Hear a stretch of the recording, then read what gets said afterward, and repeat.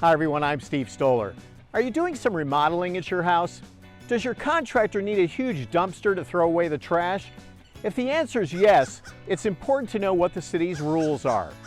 Contractors must secure dumpsters through Republic Services, the city's franchise trash hauler. Any other dumpsters not provided by Republic are illegal. Unapproved haulers must remove dumpsters within 24 hours or face fines up to $2,000 a day.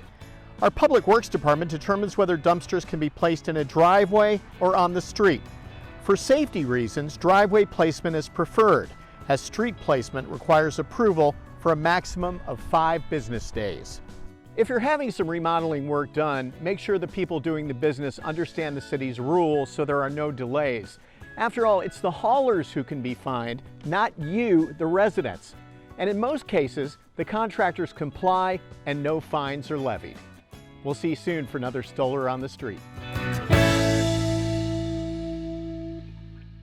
Hey Plano, Steve Stoller here again. If you found this video helpful, be sure to hit the like button. This is the official City of Plano YouTube channel, so be sure to stay up to date by subscribing.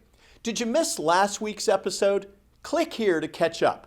We'll see you for another Stoller on the Street.